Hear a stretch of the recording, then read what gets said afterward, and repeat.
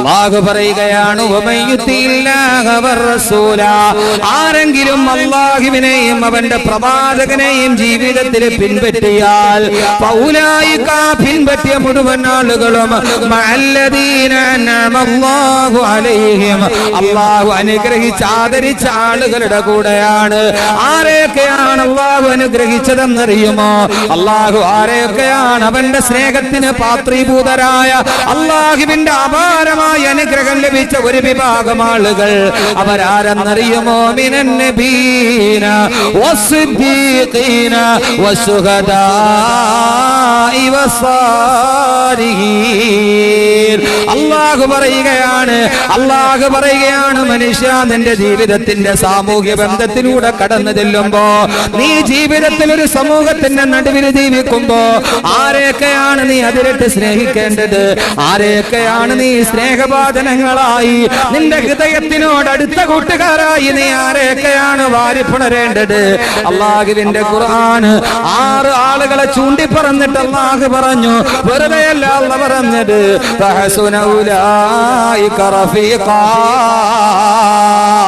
ഏറ്റവും നല്ല കൂട്ടുകാർ ഇവരൊക്കെയാണ്. നിന്റെ റഫീഖുകളിൽ റഫീഖ് എന്ന് പറഞ്ഞാൽ കൂട്ടുകാരൻ. നിന്റെ കൂട്ടുകാരിൽ ഏറ്റവും ഉത്തമരായ കൂട്ടുകാരി 6 ആളുകളാണ്. ഇൻഷാ അല്ലാഹ് ഈ 6 പേരെയും നമുക്ക് ഓരോന്നോരോന്നായി പരിചയപ്പെടാം. എന്നിട്ട് അല്ലാഹു പറയുകയാണ്, ഈ 6 പേരിൽ ഏതെങ്കിലും ഒരാളെ നിനക്ക് കൂട്ടുകാരനാക്കാൻ കഴിഞ്ഞാൽ, അവനുമായി ജീവിതത്തിൽ ബന്ധപ്പെടാൻ കഴിഞ്ഞാൽ, ഹൃദയത്തിന്റെ ഉള്ളിലൊരു പാകതയം കൊടുക്കാൻ കഴിഞ്ഞാൽ, അല്ലാഹു പറയുന്നു ദാലികൽ ഫളിലു മിനല്ലാഹ്. അതല്ലാഹു ഒരു മനുഷ്യന്റെ ജീവിതത്തിൽ ചെയ്യുന്ന വലിയൊരു അനുഗ്രഹമാണ്. ദാലികൽ ഫളിലു മിനല്ലാഹ്. അതല്ലാഹു നിന്റെ ജീവിതത്തിൽ നൽകുന്ന ഏറ്റവും വലിയ അനുഗ്രഹമാണ്. ഈ പറയുന്ന 6 പേരിൽ ഒരാളുമായി കൂട്ടുകൂടാൻ കഴിഞ്ഞാൽ, അവരുമായി കൂട്ടുകൂടാൻ കഴിഞ്ഞാൽ, വഖഫാ ബില്ലാഹി അലീമാ.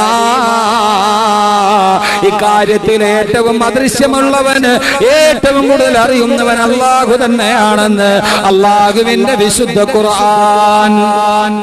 അല്ലാഹു പറയുന്നു, 6 കൂട്ടുകാരെ നമ്മുടെ ജീവിതത്തിൽ ആരൊക്കെയായിട്ട് നമ്മുടെ കൽബിയായ ബന്ധമുണ്ടാകണം. കൂട്ടുകെട്ട് എന്ന് പറഞ്ഞാൽ ഒരു ഹൃദയപരമായ ബന്ധമാണല്ലോ, ഹൃദയവുമായിട്ടുണ്ടാകുന്ന ഒരു ബന്ധമാണ്. ഒരു വിഷയം അതിന്റെ ഒരു പുതിയ ശൈലിയിൽ പറയാൻ ഞാൻ ശ്രമിക്കുകയാണ്. ആ രീതിയിൽ നന്നായിട്ട് കേൾക്കണം. കൂട്ടുകെട്ട്, സ്നേഹബന്ധം എന്ന് പറയുമ്പോ എന്റെ സഹോദരങ്ങൾ, എന്റെ ചെറുപ്പക്കാർ അതേ ഗൗരവത്തോടെ തന്നെ എടുക്കണം. നമുക്കെല്ലാവർക്കും അറിയാവുന്ന ഒരു വസ്തുത, എന്നാൽ അതിന്റെ ഗൗരവം അറിയാതെ നാം തള്ളിക്കളയുന്ന ഒന്ന്, എന്റെയും നിങ്ങളുടെ ഹൃദയത്തിന്റെ ആഴങ്ങളിലേക്ക് ഇറങ്ങാൻ അല്ലാഹുവിന്റെ ഖുർആന്റെ വെളിച്ചത്തിൽ ശ്രമിക്കുകയാണ് ഞാൻ. അല്ലാഹു തൗഫീഖ് നൽകട്ടെ. ഈ 6 പേരെയും ഇൻഷാ അല്ലാഹ് നമ്മൾ പരിചയപ്പെടുത്തി. ഇനി നമുക്ക് 3 ദിവസം കൂടെ ഉണ്ട്. പരിചയപ്പെട്ടിട്ട് ഇവര് നാളെ പരലോകത്ത് നമ്മുടെ കൂടെ എങ്ങനെയാവും? ഇവിടത്തെ കാര്യം നമുക്കൊരു വിഷയമല്ലല്ലോ. നാളെ നമുക്ക് ആഖിറവല്ലേ വിഷയം. അവിടെ ആരൊക്കെ കൂടെ ഉണ്ടാവും, ഉണ്ടാവില്ല എന്നതാണല്ലോ നമ്മുടെ പ്രധാനപ്പെട്ട ജീവിതത്തിന്റെ ജയപരാജയങ്ങളുടെ നിർണയം. അതുകൊണ്ട് ഇവർ ആഖിറത്തിൽ നമുക്ക് എങ്ങനെ ഉണ്ടാവും? നമ്മുടെ വിഷമങ്ങളിലൊക്കെ ഈ കൂട്ടുകാരുണ്ടാകും. ഒരു കൂട്ടുകാരെന്ന് പറഞ്ഞാൽ സന്തോഷം ഉണ്ടാകുമ്പോ വേണം, സങ്കടം ഉണ്ടാകുമ്പോ വേണം, പ്രതിസന്ധികളിൽ കയ്യിൽ പിടിക്കാൻ വേണം. അതാണല്ലോ ഒരു ആത്മാർത്ഥ സ്നേഹബന്ധത്തിന്റെ ഏറ്റവും പ്രധാനപ്പെട്ട കാതലെന്താ? വെറുതെ രാത്രിയിൽ സ്വറ പറഞ്ഞിരിക്കാനും പട്ടച്ചാരായി അടിക്കാനും വേണ്ടിയല്ലല്ലോ കൂട്ടുകെട്ട്. ഒരു ആത്മാർത്ഥ സുഹൃത്ത് എന്ന് പറഞ്ഞാൽ സങ്കടം ഉണ്ടാകുമ്പോ കൂടെ വേണം, സന്തോഷം ഉണ്ടാകുമ്പോ പങ്കിടാൻ വേണം. അല്ലാഹു പറയുന്നു 6 പേരെ കൂട്ടുകാരാക്കണം. അതിലൊന്നാമത് അല്ലാഹു പറയുന്നത് ആരെയാ? ആദ്യമായി നമ്മുടെ ജീവിതത്തിൽ കൂട്ടുകാരനാക്കേണ്ടത് ആരെയാ? അല്ലാഹു പറയുന്നു അള്ളാനെ കൂട്ടുകാരാക്കും. ആദ്യമായിട്ട് അല്ലാഹു പറയുന്ന ആരാ? അല്ലാഹുവിനെ. അതുകൊണ്ടാണ് ഞാൻ പറഞ്ഞത്, കേൾക്കുമ്പോ ചിലപ്പോ നിങ്ങൾക്ക് പെട്ടെന്ന് ദഹിക്കില്ല. ഞാൻ പറഞ്ഞുതരാം, നമുക്ക് നോക്കി. അല്ലാഹുവിനെ കൂട്ടുകാരനാക്കണം. നമ്മളും അല്ലാഹുവും തമ്മിലൊരു സ്നേഹബന്ധമുണ്ടാകും. അല്ലാഹു തൗഫീഖ് നൽകട്ടെ. എന്താ കഴിയില്ലേ? അല്ലാഹു നമ്മുടെ കൂട്ടുകാരനാവൂലേ? ആകാതിരിക്കാൻ ബുദ്ധിമുട്ടെന്താ? അല്ലാഹ് കൂട്ടുകാരനായി അല്ലാഹുവിന്റെ ഖുർആൻ തന്നെയല്ലേ പറഞ്ഞത്? നമ്മൾ അല്ലാഹുമായിട്ടൊരു കൂട്ടുകെട്ടോ.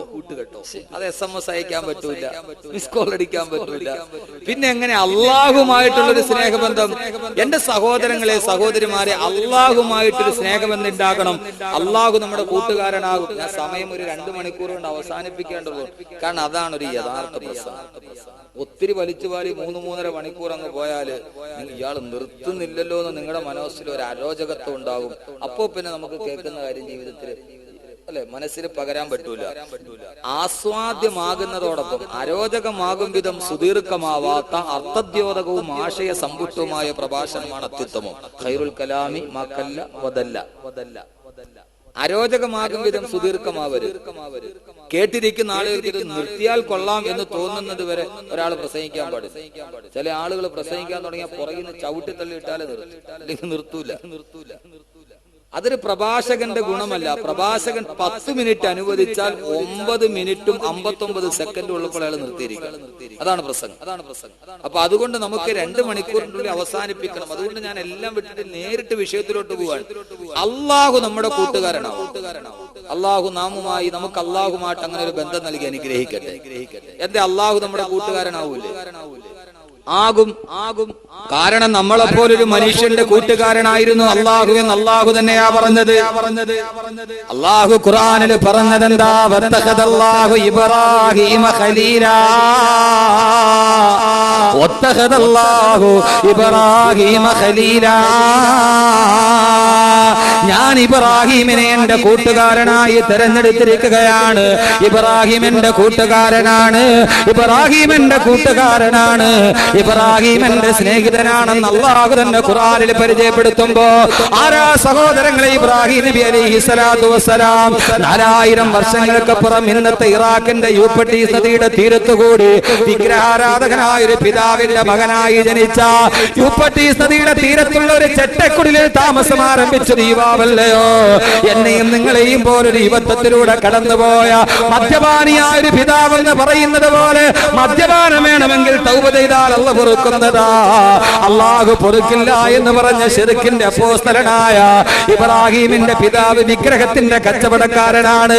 അല്ലാഹ് കിട്ടപ്പെടാത്ത വിഗ്രഹ കച്ചവടം നടത്തിയ വിഗ്രഹ കച്ചവടക്കാരനായ ഒരു പിതാവിന്റെ മകനായി ജനിച്ച ബാല്യത്തിന്റെ എല്ലാ ബുദ്ധിമുട്ടുകളും അനുഭവിച്ച ഒരു സാധാരണ ചെറുപ്പക്കാരനായിരുന്ന ഇബ്രാഹിം നബി അലൈഹിസ്സലാത്തു വസ്സലാം. ആ ഇബ്രാഹിം നബിയെ കുറിച്ച് അല്ലാഹു പറഞ്ഞതെന്താ? വത്തഖദല്ലാഹു ഇബ്രാഹീമ ഖലീലാ. എന്റെ ഇബ്രാഹീമിനെ ഞാൻ എന്റെ കൂട്ടുകാരനായി തെരഞ്ഞെടുത്തതാ. അള്ളാന്റെ റസൂലിനെ കുറിച്ച് നമ്മൾ പറയുന്നത് എന്താ? അള്ളാന്റെ ഹബീബ് എന്നല്ലേ? അള്ളാന്റെ ഹബീബ് എന്ന് പറഞ്ഞാൽ അള്ളാന്റെ കൂട്ടുകാരനല്ലേ? അള്ളാന്റെ പ്രവാചകൻ ഒരു ദിവസം മസ്ജിദുൻ നബവിയിലൂടെ നടന്നു പോകുമ്പോ സഹാബാക്കൾ മുഴുവനും ഒരുമിച്ച് കൂടിയിരുന്നിട്ട് മുൻകഴിഞ്ഞു പോയ പ്രവാചകന്മാരുടെ അപദാനങ്ങൾ പാടിപ്പുകഴ്ത്തുകയാ.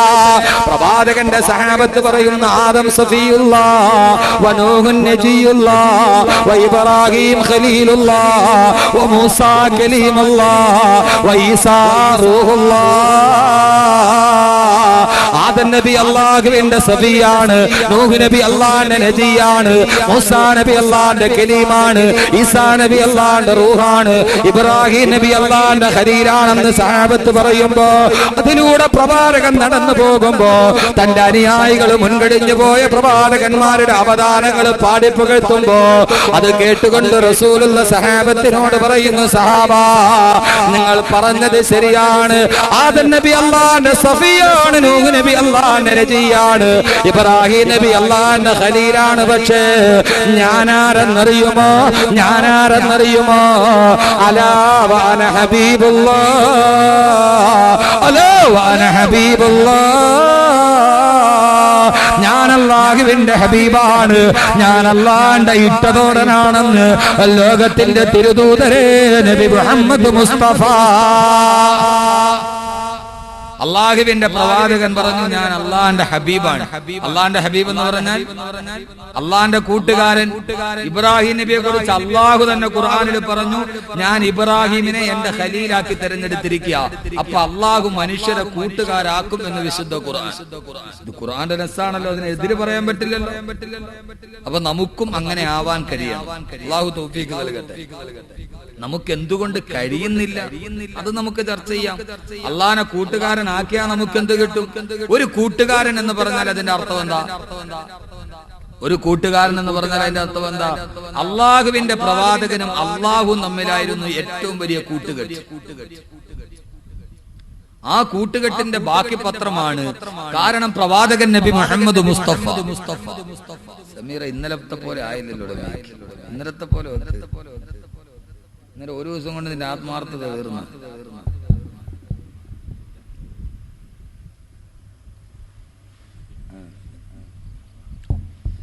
ഇന്നലെ അല്ല ആത്മാർത്ഥ. ഇങ്ങനെയാണ് ആലോചനയൊന്നും വരില്ല. 2 ദിവസം കഴിഞ്ഞാൽ കളഞ്ഞിട്ട് പോകുന്നു.